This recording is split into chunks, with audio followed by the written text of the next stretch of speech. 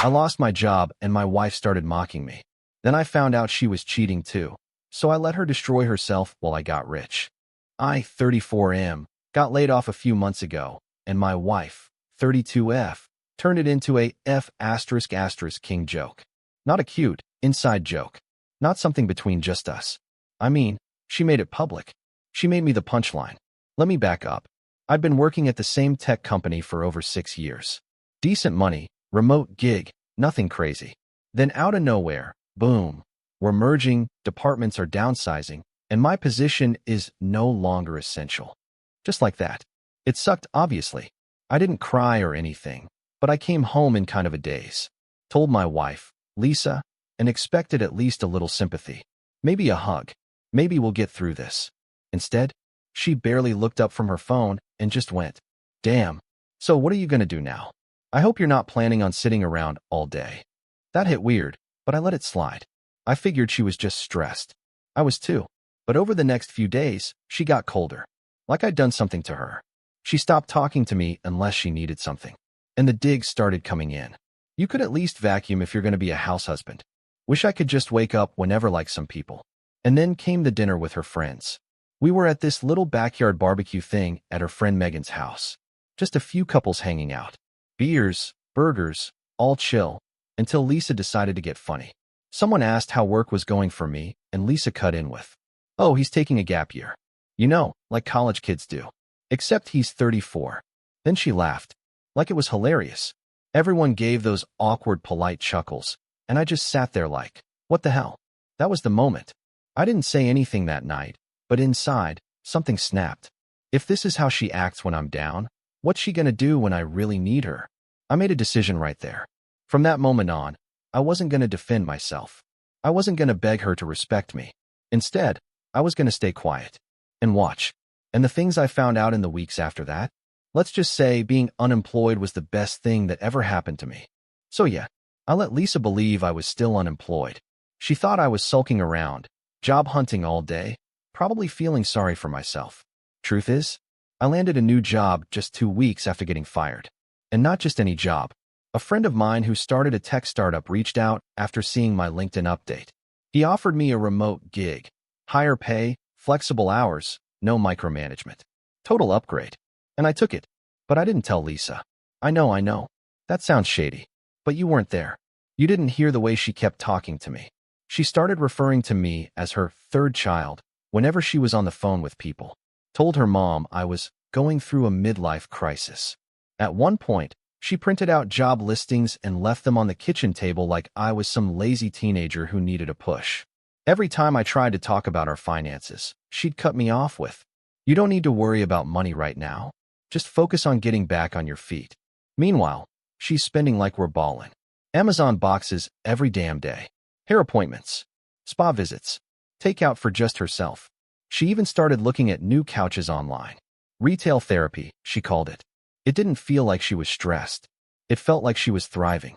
So I made a second decision. I opened a new bank account under just my name. Every paycheck from my new job, straight into that account. Every bonus, every freelance side gig, tucked away. I paid my half of the bills, sure, quietly. But the rest? I saved. And I started watching. Closely. I noticed weird patterns. She'd leave the house dressed up to run errands. Started working late more often. Except her job is mostly remote too. Her phone was always on silent around me. Screen flipped down. She changed her phone password. First time in 7 years of marriage. Now, I'm not the paranoid type. Or at least, I wasn't. But something was off. Really off. Then one night, I heard her giggling on the phone in the bathroom. Door closed. I crept up. And I swear, I heard a guy's voice through the speaker. I didn't confront her. Not yet. Instead, I took out my laptop. And hired a private investigator. I wasn't gonna accuse her of anything without proof. I needed facts. And what that PI found, it turned this little game I was playing into a full-blown war. Okay, so the PI didn't even need long. Guy was efficient. Day 3, I get a message. "You're gonna want to see this." He sends over photos. There's Lisa, my wife, sitting at some outdoor cafe. Laughing. Smiling in a way I hadn't seen in months with a man I didn't recognize. Tall, business casual, real. My favorite podcast is about investing energy. They weren't holding hands or anything, but body language? Loud.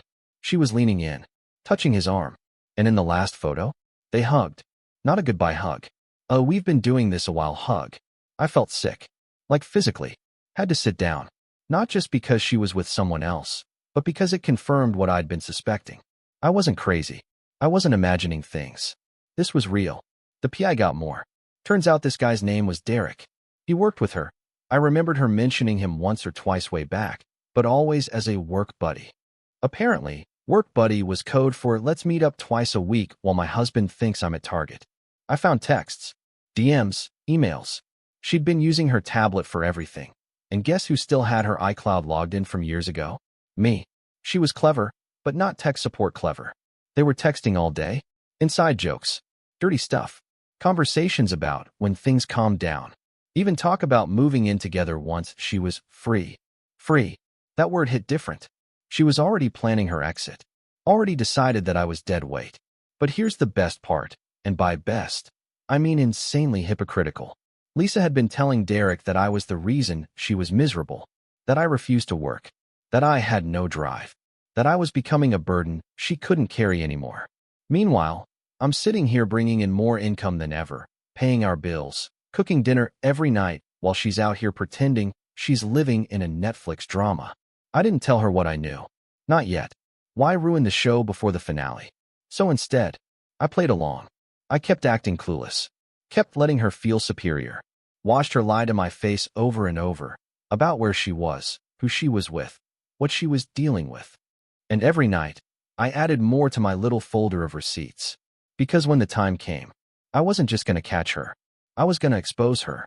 Nicely, publicly, and with a smile. So a few weeks go by. Lisa's fully living her double life. Playing the stressed-out wife at home, but the flirty free spirit with Derek on the side. And me? I'm just chillin', cooking dinner, doing the dishes, folding laundry, playing the role. On paper, I'm the perfect stay-at-home husband. But behind the scenes, I'm stacking paychecks, screenshots, GPS data, email logs, and a whole season of evidence. Then one night, she hits me with the classic. Can we talk? Ah yes, the universal sign for, I'm about to drop some nonsense and pretend I'm the victim. I say sure. I sit down, play dumb, even act a little nervous. She goes, I've been thinking a lot about us, about everything. Then she launches into this Oscar-worthy monologue about how she's been carrying the emotional weight of the marriage, how I've changed, how I don't try anymore, how she feels like she's losing herself. She even throws in some therapy speak. You've become emotionally unavailable, Nate. I feel like you're just existing, not really living. Bruh, you mean I'm not living because I'm not out here cheating with Derek? She's got tears in her eyes by the end. Real ones. I'll give her that. Could have won an Emmy. Then she finally drops the line I'd been waiting for. I think we should try a trial separation. Boom. There it is. Now, most people would have reacted, argued, got defensive. But me? I just nodded. Calm as hell. Said, okay, if that's what you need. And she looked surprised. Like she expected me to beg. To get angry. She didn't realize I was already 10 moves ahead. I told her I just needed a few weeks to sort some things out first. Wrap up some stuff. She agreed. Figured I'd be out of her hair soon enough. She had no idea I'd already lined up a lawyer. Already rented a condo under a fake LLC. Thank you, tech job perks. Already prepped an exit plan that made her look like the one who ghosted. But I wasn't done yet. Because now it was time to really lock in the finale. So I bought two things. A nice new watch. Something flashy. Something she'd notice. A discreet nanny cam that looked like a regular speaker. I set it up in the living room, right by the couch where she always FaceTimed Derek. And I waited. Waited for her to get comfortable. Waited for her to let her guard down. Waited for her to say the things I already knew on camera. Because if she wanted to play games, I was going to build the highlight reel. And when it was done, I'd hit her with the surprise of a lifetime. To be continued. All right. So, the nanny cam is live. It's disguised as one of those little Bluetooth speakers. Modern, sleek, blends right in. Lisa loves it. Says it classes up the living room. Yeah, babe. It sure does. Especially in 1080p. The thing is motion activated and sends clips straight to my cloud drive. Every time she walks into the room, boom. Recorded. Now, I'm not expecting her to do anything wild in the house. She's sneaky. But words? She loves to talk, especially when she thinks she's won. And sure enough, 3 days after the "we need to talk" conversation, I hit the jackpot. She's on the couch, glass of wine in hand, FaceTiming Derek. I'm upstairs pretending to sleep, but my phone buzzes. Motion detected. Living room cam. I peek. I watch. I listen. And man, she's lit. She's talking about how she finally got Nate to agree to a separation. Says it's only a matter of time before he moves out and gives her space to breathe. Then she laughs, this nasty little laugh, and goes. Honestly, I think he's just relieved I didn't call him out for being useless. He still thinks I don't know he's been looking for jobs, but let him play house a little longer. It keeps him quiet. Oh really? Let me play house? Then Derek asks, so when can I come over for real? And Lisa, my wife, says, soon. Maybe next week. I'll make sure he's out for the day. I've waited long enough.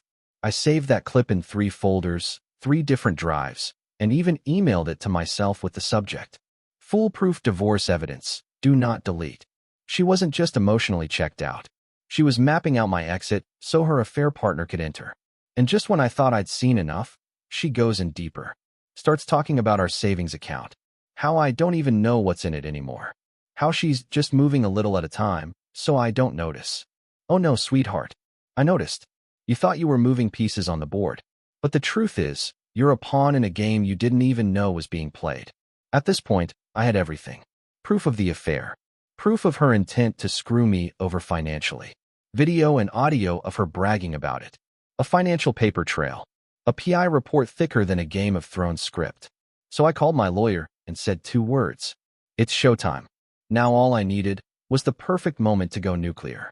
And lucky for me, our wedding anniversary was right around the corner. So, our wedding anniversary rolls around. 8 years of marriage. 8 years of forever. At least, that's what we said in front of our friends and family. This time, she barely mentions it. No gift, no card, just a casual. Should we do something low-key this year? Sure, Lisa. Let's keep it low-key. Now here's where it gets good. I tell her I invited a few people over for dinner. Just close friends, like we used to. She acts surprised but agrees. Probably figures she can use it as one last performance before she officially makes her exit. I spend all day cooking. Table set, candles lit, playlist on, wine chilled. Real romantic setup. She even gets dressed up, thinking maybe I'm trying to win her back. Sweetie, I'm about to win everything. So the guests arrive. A few couples we've known for years. Small talk, drinks, good vibes. Lisa is playing the doting wife, laughing, touching my arm, saying things like, Nate's been trying so hard lately. It's cute. I smile. Sip my wine. Let her dig. Dinner's served. Everyone's eating, chatting. Then someone asks me, so Nate, how's the job hunt going? Before I can answer, Lisa cuts in again. Oh, he's got it down to a science now. Wakes up at 10, scrolls Indeed for 15 minutes, then takes a nap. It's like spiritual unemployment. Everyone chuckles. Some awkward, some not. I just nod. Then I say, actually, I've got a surprise for everyone. Lisa perks up. A surprise? I go to the hallway and grab a thick, black folder. Drop it right on the table. It makes a nice little thud. I look around and say, this is a timeline of everything I've been doing since I lost my job. The room quiets. Lisa's smile freezes. I open the folder and slide a few things across the table. My offer letter from the new job. Pay stubs from the last 3 months. A screenshot of my new bank account balance. A printed transcript of her FaceTime call with Derek. Still frames from the nanny cam. A summary of the PI report. One by one. I don't say a word. Just let the paper speak. Lisa goes pale. Tries to laugh it off like it's a joke. What is this? Some kind of prank. I look her dead in the eyes and say, no, Lisa. This is me showing you the same respect you've shown me. Nobody's laughing anymore. You could hear a fly pass out. Then I stand up, smooth out my shirt, and say, by the way, the condo is ready. I'll be moving out tomorrow. My lawyer will be in touch. Oh, and Derek? Tell him I said good luck. His wife might be calling him soon. Lisa tries to speak, stutters, actually, but the damage is done. Her friends are staring at her like they've never seen her before. I walk out. Calm. In control. No yelling. No tears. Just silence and power. And man, it felt good. So I leave the dinner. Didn't even look back. I drove to my new condo, clean, modern, peace-filled. Had a beer on the balcony. Put my phone on Do Not Disturb. Slept better than I had in months. Meanwhile, Lisa was getting absolutely torched.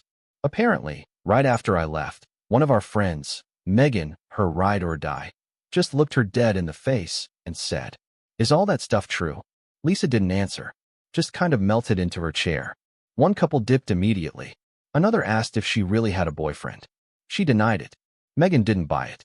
And the next morning, I woke up to 11 missed calls and 17 texts. All from Lisa. Stuff like, "Can we talk? You blindsided me. I didn't mean for things to go this far. Please, let's fix this." Nope. She had months to talk. She chose to mock me instead. She chose Derek. Now she can keep Derek. Except plot twist. Derek's not exactly single. That little detail came out real fast once my PI ran a background check. Yep, Derek's married. With 2 kids. And guess who got an anonymous email with a highlight reel of her husband's extracurriculars? Mrs. Derek. She didn't just call Lisa. She showed up at her job. According to Megan, who, by the way, switched sides the minute she saw the receipts. The confrontation was ugly. Screaming, crying, HR involved, the whole soap opera package. Lisa got put on leave for mental health reasons a few days later, which is code for HR is reviewing this mess, and you might be unemployed soon, like your husband used to be. Except he isn't. Not anymore. Divorce papers got served the same week. I didn't even hand them to her myself, my lawyer did. I was too busy booking a solo trip to Greece. First class. Paid in full. With money she didn't know existed. I heard she moved in with her sister. Derek ghosted her the second his wife found out. Deleted socials. Changed numbers. Lisa tried messaging me one more time a few weeks later. "You didn't have to humiliate me like that." I didn't reply. Didn't block her either. I want her to see me living well. Thriving. That silence. That's my closure. So yeah, that was 3 months ago. Since then, I've moved into my condo, upgraded my life, and, for the first time in a long time, I breathe easy. The silence? Peaceful. The space? Mine. The drama? Gone. Lisa? Well, she's not doing too hot.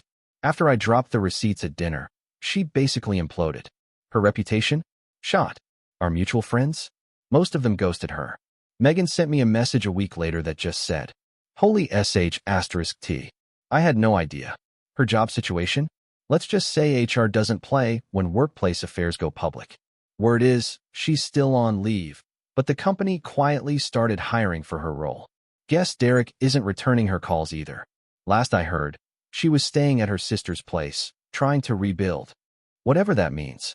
She sent one final message, the kind that's not angry, just tired. Something like, "I wish we could have handled things differently." And you know what? I don't. Because I gave her every chance to be decent. Every moment to show respect, compassion, loyalty. Instead, she laughed when I was down. She lied. She schemed. She betrayed. So I gave her exactly what she earned, a silent exit, and a front row seat to me thriving without her. Now, I'm still working remotely, making more than I ever have, hitting the gym, traveling, actually smiling again. And yeah, I'm single for now, but I'm not broken. If anything, I'm better. So, to anyone out there who's being belittled, mocked, or betrayed, stay calm, stack your evidence, level up in silence. And when the time is right, let the truth speak for itself.